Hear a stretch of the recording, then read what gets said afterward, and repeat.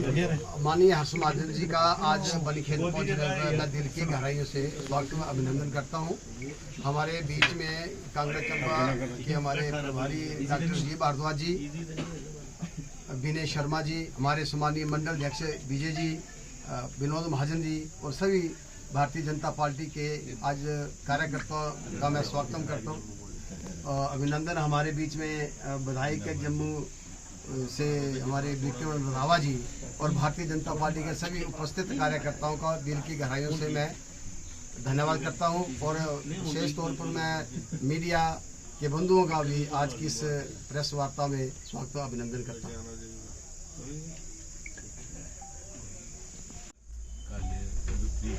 बुद्धि की तरफ जा रही है और मैं तो प्रदेश में अध्यक्ष था, कार्यकारी अध्यक्ष था, पर हर चीज़ संगठन के बारे में मैं कई सालों से संभालता था। मेरे गुरु थे राजा वीरभद्र सिंह जी। उनके देहांत के बाद हिमाचल में लीडरलेस हो गया कांग्रेस। आपस में लड़ाई झगड़े इतने हो गए ना कि जैसे किसी परिवार में कोई बड़ा चले जाए ना, उसके बाद कई दफ़ा जदाद का बढ़ जाता है। जदाद तो है ही नहीं, पर लड़ाई जरूर है। और झूठ भैया लीडर हर जगह पैदा हो गए और सारे हर डिस्ट्रिक्ट में इस वक्त एक एक सीएम है। मैं सीएम, मैं सीएम, मैं सीएम, मैं सीएम। घटियापन इतना आ गया कि जैसे बोलते हैं ना, भारतीय चोर की अंगूठी क्यों नहीं हाथ आ जाए। तो मेरे देखते देखते ही पैसों के लेन देन चल पड़ा और टिकटों और पोस्टों का लेन देन चल पड़ा।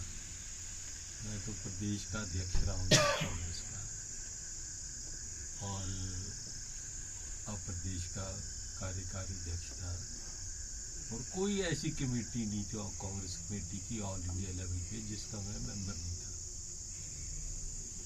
तो मेरे को बड़े दुख के साथ ये सारे झेल देखना पड़ा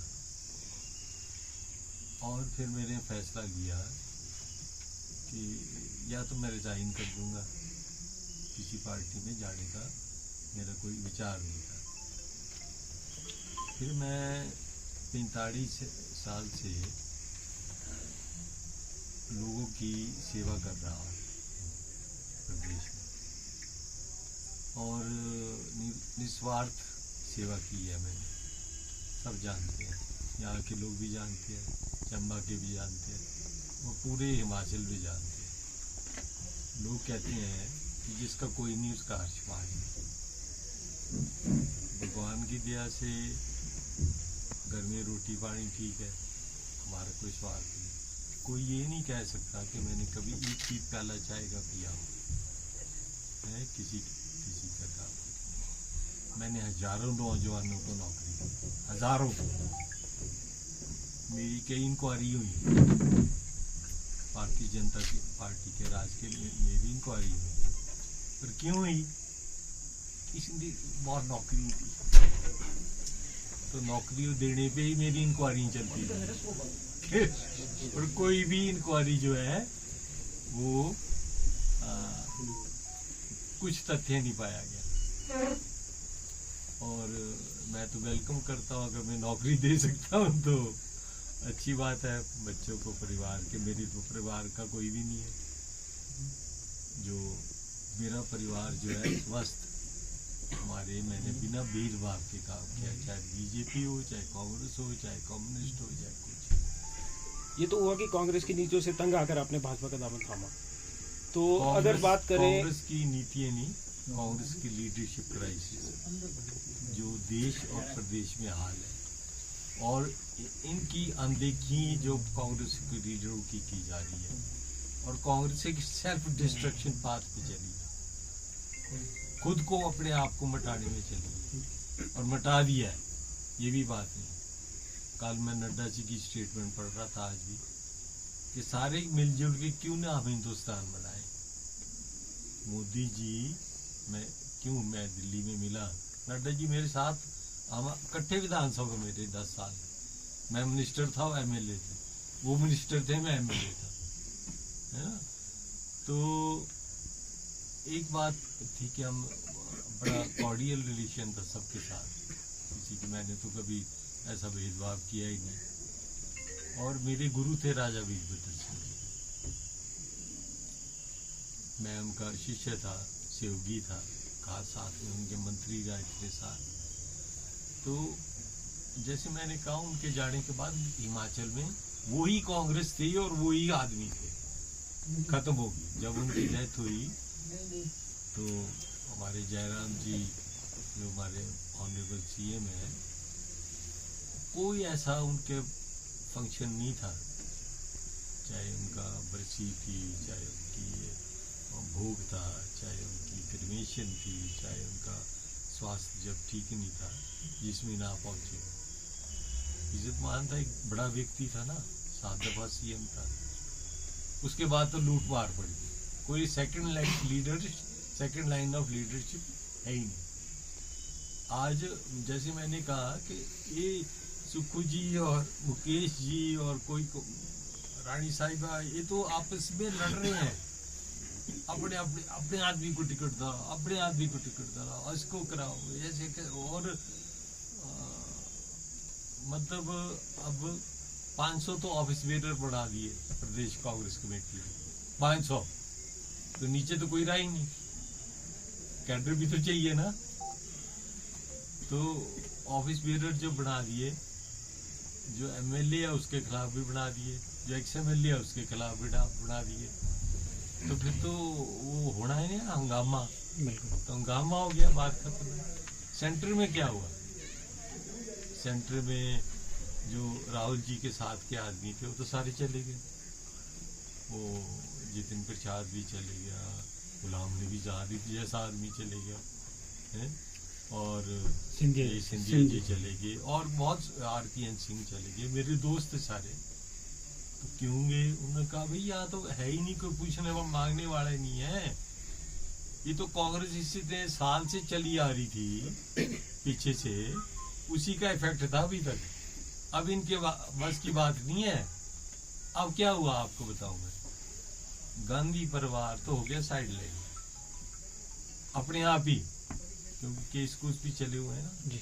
वो जो केस है नेशनल हेराल्ड का, वो केस कोई छोटा केस नहीं है, मैंने स्टडी किया है। मैंने तो राजा वीरभद्र सिंह जी की केस भी खुद लड़े हैं, मैंने अपने उनके साथ सहयोगी बन गए। तो उनकी रानी साहब के ऊपर केस है, टीका साहब के ऊपर केस है, तो मैंने उनका सहयोग दिया पूरा, है ना। और मैं बड़ा आदर करता हूँ सबका, पर आदर चाहिए भी तो है ना। रिस्पेक्ट तो तब दी जाती है जब रिस्पेक्ट मिले, अगर नहीं होगी तो फिर क्या करना। पर ऐसे है कि सेंटर में क्या हो रहा है, अब आप खड़के साहब बना दिए 80 साल के, उनको तो कोई जानता ही नहीं, ना पहचानता, ना वो हिंदी बोल सकते ना इंग्लिश, ना वो चल सकते। गांधी परिवार तो अपने केसों से बचने के लिए साइड लाइन हो गया कि हमारे को छोड़ दो, हम पार्टी जो है खड़के जाने और रो जाने। सर जैसे आपने भी बताया कि भाई कांग्रेस में जो था कि टिकटों का खरीद शुरू हो गई थी, पैसों का चलन चल पड़ा था। आजकल कांग्रेस पार्टी के टिकटों का ये हाल है कि वहाँ कुत्ते बिल्ली की लड़ाई हो रही है वहाँ दिल्ली में, रोज अखबारें भरी हैं।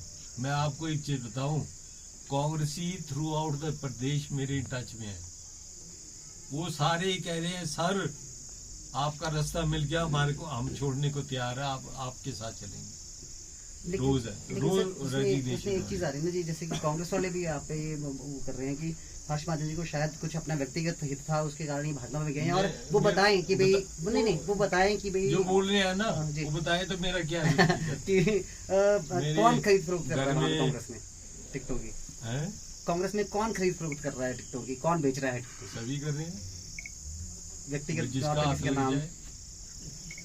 क्या लेना नाम क्या लेना, जिसका हाथ लग जाए भागते चोर की लंगोटी से, है ना, वो बड़ा जी।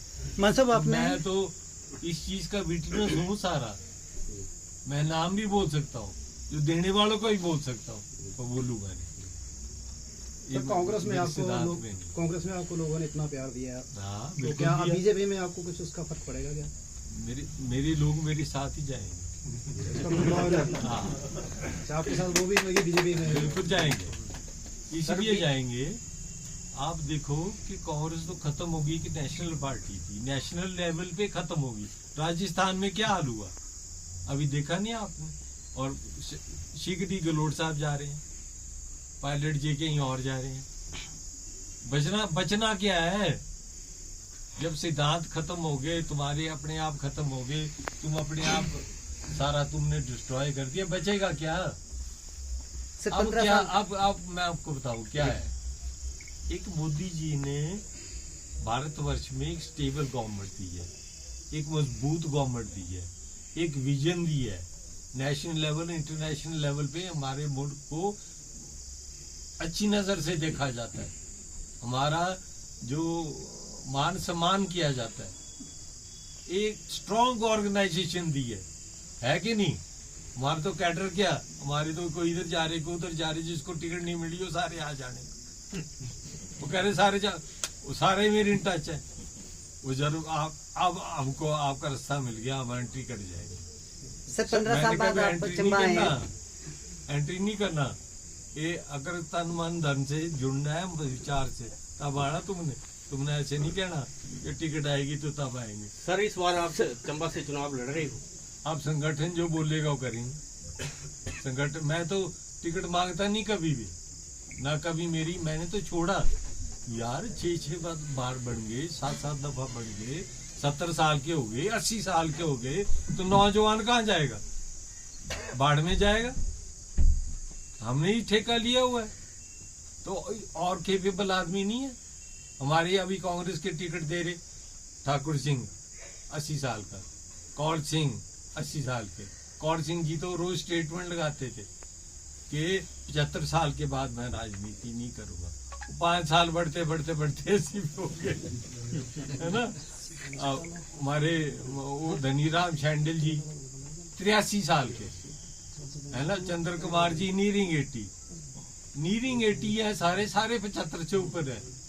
ये जो भारतीय जनता पार्टी ने रूल बनाया है ना 75 साल का, इससे अच्छा रूल बन ही नहीं सकता। मैं तो कहता हूँ 70 ही होनी चाहिए। सर आशा कुमारी का कहना है कि जिसके पीछे ईडी और सीबीआई है वही भाजपा का दामन थाम रहा है, इस बारे में क्या कहना चाहेंगे? भाई साहब मेरे तो कुछ बता दो को मेरे पे ईडी आशा कुमारी जी का क्या कहना है ना। आशा कुमारी जी तो बहुत पहुंचे हुए लीडर है, उन कोर्टों में हम नहीं जा सकते। उनका कोर्टों का तो ये है कि 1 मिनट मेरा बैग है, वो तो बहुत बड़ी लीडर है, उनका मुकाबला नहीं करते। ये पंजाब के प्रभारी थे तो ये निकला अखबार में, ये मैं नहीं बोल रहा हूँ, अखबार में निकला। पंजाब के प्रभारी थे तो अखबारों में निकला कि उनसे कुर्सी छीन ली गई। क्यों? क्योंकि वहाँ पैसों का हेर फेर। मैं नहीं कह रहा, एक रख लो आप।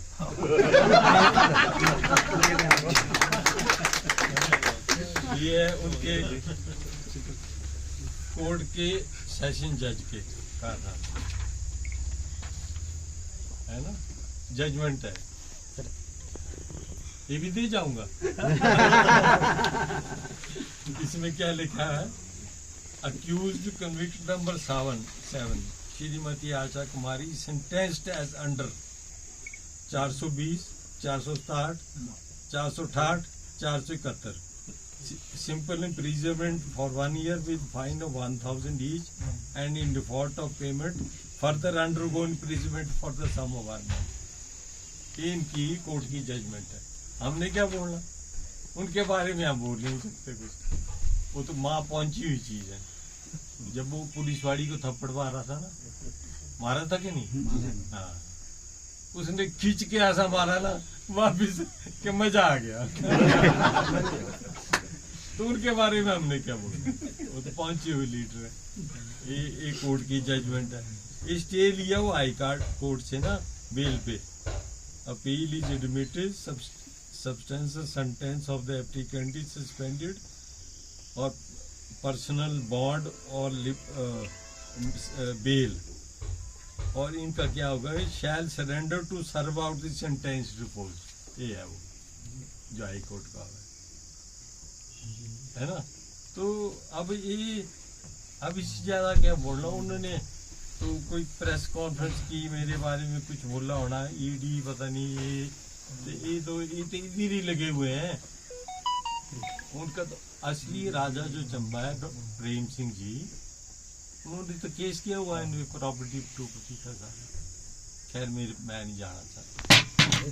तो वो इतनी बड़ी रानी है, मनकोटिया जी ने बोला वही रानी होगी अब सारी जगह, सब जगह सारी बेल पे हैं। बेल और जेल का कोई ज्यादा फर्क नहीं है। हमारे तो गंधर्व सिंह जी ने रा दिया था, है याद है कि नहीं, रेणु चड्डा जी ने रा दिया था। तो इस बारी DS ठाकुर ठीक है सर, आप लोग सारे समझो तो यार बहुत टाइम हो गया, नौजवानों को आने दो, औरों को आने दो, कोई टाइम दे दो। नहीं तो अगर आप टाइम के साथ नहीं बदलेंगे तो टाइम आपको बदल देगा। ये बात, ये साधारण परिवार के आदमी हैं, एक मेहनत का आदमी, एक सबके साथ मेल जोल करने वाले आदमी, यहाँ तो क्यों ना जीते? क्या हमने सारी उम्र गुलामी करनी, राजवाड़ा शाही देखनी है हमने? मेरे को तो उनके बारे में कुछ नहीं कहना है, तथ्य कह रहे हैं ये तो आपके सामने है। तो क्या ऐसी क्या चीजें होती हैं जो प्रदेश में कांग्रेस टूट चुकी है, प्रदेश में बड़े लीडर भी संपर्क में है भाजपा। सर भाजपा का दामन थाम लिया, बताएं कि भाजपा का मिशन रिपीट के बारे में बताएं। देखिए बीजेपी की सरकार बढ़ेगी हिमाचल में। सर जैसे आप कह रहे हैं कि चुनाव अगर पार्टी चंबा से आपको बोलती है तो चुनाव लड़ेंगे, अन्यथा नहीं लड़ेंगे, वो पार्टी के ऊपर है, पार्टी के ऊपर है। और अगर सर सर अगर क्या नाम है, जिला चंबा में आपको एक स्टार प्रचारक के तौर पर पार्टी उतारती है, तो डलहौजी कॉन्स्टिट्यूंसी के लिए और अन्य कॉन्स्टिट्यूंसी के लिए कैसे कार्य करेंगे आप, क्या करेंगे? तो सब जगह जाएंगे, सबसे मिलेंगे। मेरे फादर डलहौजी कॉन्स्टिट्यूंसी के, इनके फादर के साथ, पवन के साथ, फादर के साथ हमारे ताऊ जी थे, मेसूराम जी, और 4-5 दफा विधायक रहे हैं, मिनिस्टर रहे हैं, MLA रहे हैं। मैं तो रिश्तेदार भी सारे डलहौजी में, निशु भी है, विनोद महाजन जी भी हैं, और सारे हैं। तो हम तो सारी जगह जाएंगे और लोगों में इनका पर्दाफाश करेंगे कि है क्या है। मेरे तो पड़दादा तक पहुंच गया आशा कुमारी के, मेरे को भी नहीं था पता। बोलते हैं ना पॉलिटिक्स में आता है आने आदमी, तो उसके पड़दादा तक खुल जाती है। बोला मेरे पड़दादा के लकड़ दादा जम्मू से आए होने, तो मैंने भी रिसर्च की कि वाकई आए होने इसमें कोई शक की बात है? हमारी लड़कियां ब्याही कहाँ, हमने कहाँ ब्याही हुई है, तो ये क्या हुआ? तो मैं तो चंबा से विधायक भी रहा, पड़दादा मेरे चाहे जम्मू के थे, है ना, लकड़ दादा जम्मू के थे, बसोड़ी के, है ना। तो फक्र की बात है। मैं तो एक सिंपल आदमी हूँ, मैंने कई दफा सारी मिनिस्ट्रियाँ देख ली, सारे काम देख लिए। मेरा काम एक ही है, अपने नौजवानों को आगे ले जाना और अपने लोगों की सेवा करनी। मेरे में कोई और ना लालच है। कोई बता दे कभी कोई केस भी हुआ हो, कोई बता दे कभी करप्शन के एलिगेशन भी लगे हो, या कोई बता दे जिनको मैंने नौकरी दी है हजारों बच्चों को मैंने चंबा में हजारों बच्चों को दिए। बाकी प्रदेश का तो आप छोड़ ही दो सर। और भी बहुत सारी पार्टियां थी, आप बीजेपी में ही क्यों गए? ये क्या आपको अच्छा ही लगा? मैंने बताया ना, भारतीय जनता पार्टी में एक एक्शन पार्टी आज की डेट में मैं देख के आया। मैं सारा शाह जी को मिला, अमित शाह जी को मिला, नड्डा जी को मिला, पीयूष गोयल जी को मिला, और भी अन्य नेताओं को मिला।